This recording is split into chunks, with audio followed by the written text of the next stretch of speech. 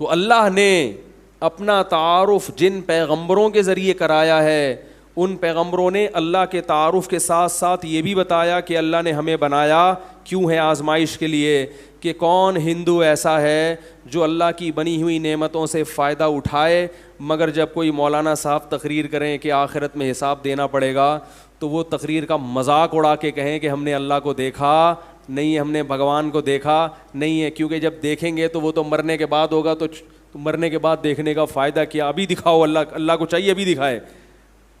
تو اللہ ایسے لوگوں کو پھر آخرت میں بخشے گا نہیں، اللہ کہے گا اتنی نشانیاں میں نے رکھی تھیں تجھے یقین نہیں آیا۔ اگر اللہ اپنے آپ کو دکھا دے تو ایس ایچ او صاحب جب اپنی زیارت کرا دیتے ہیں تو اچھوں کی سمجھ میں آ جاتا ہے، تو جب اللہ زیارت کرائے گا تو پھر کیوں سمجھ میں نہیں آئے گا؟ کیوں بھائی؟ پھر یہ تقریروں کی ضرورت نہیں رہے گی، پھر قرآن کے، اللہ کے کلام کے اور پیغمبروں کی ضرورت نہیں رہے گی، پھر آزمائش ہی نہیں رہے گی۔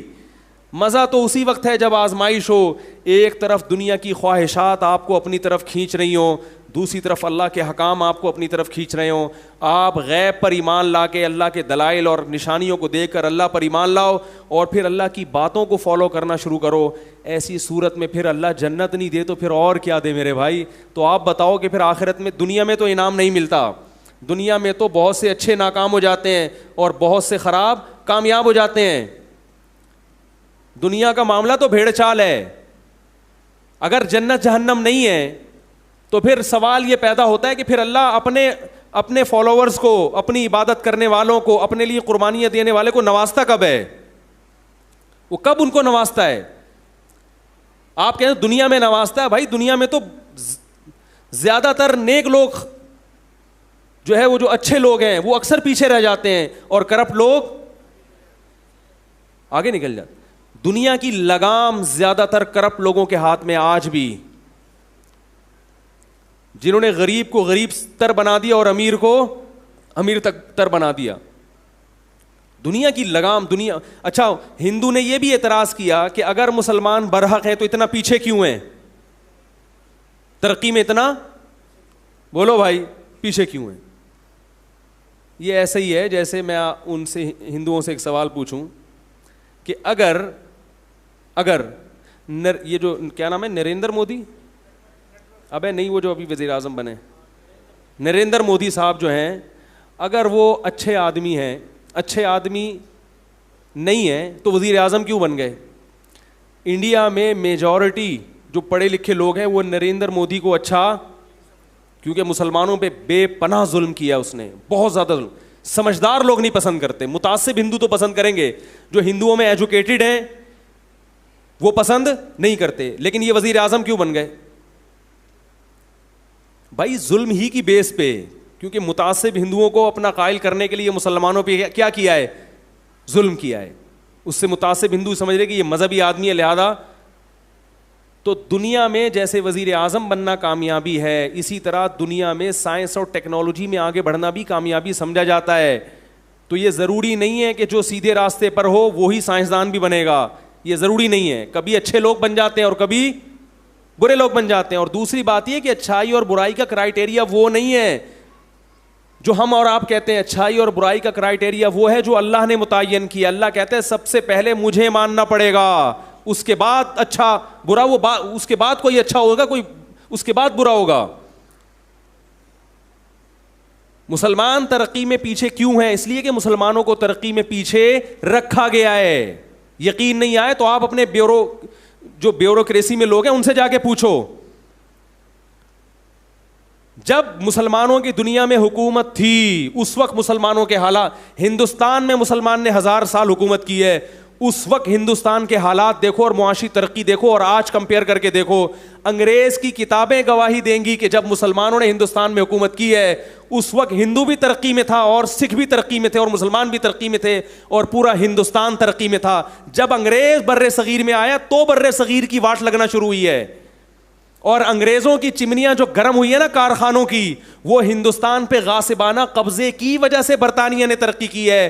برطانیہ دھوکہ دے کے اگر ہندوستان پہ قبضہ نہ کرتا تو آج برطانیہ نہیں ہوتا۔ جب سارے وسائل آپ کے پاس ہوں تو پھر ایجوکیشن بھی آپ کے پاس ہوگی اور ترقی بھی، کیونکہ دولت کی وجہ سے ہر چیز کو خریدا جاتا ہے۔ آپ کے ملک میں جتنے اچھے سائنٹسٹ پیدا ہوں گے خریدیں گے کون؟ گورے خریدیں، کیونکہ آپ اتنی تنخواہیں دے نہیں سکتے، وسائل ہی نہیں ہے آپ کے.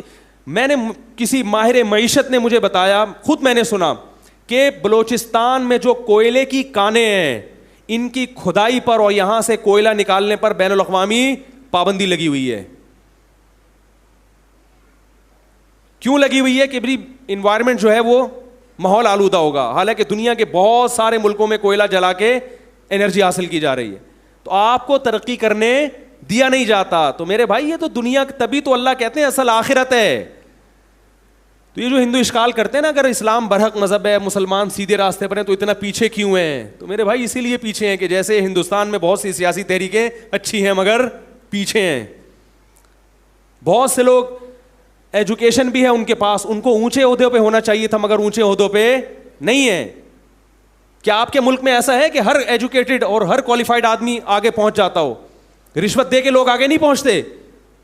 جیسے انڈیا میں لوگ رشوت دے کے، بہت سے لوگ ایجوکیٹڈ ہیں وہ پیچھے ہیں اور نااہل آگے ہے، ایسے ہی پوری دنیا میں بھی ایسے ہی سیٹ اپ چل رہا ہے. دنیا کو آپ دودھ کا دھلا ہوا مت سمجھیں کہ یہ بڑے نیک ہیں، ساری دنیا بڑی اچھی چل رہی ہے. جو بھی آپ کو یاد ہوگا اقوام متحدہ میں کئی سال پرانی بات ہے، 10-20 سال، ایوارڈ ملا امن کا ایک ایسے شخص کو جس نے دنیا میں سب سے زیادہ بدامنی پھیلائی ہے. تو ایوارڈ امن کمیٹی کا نام سنا ہے؟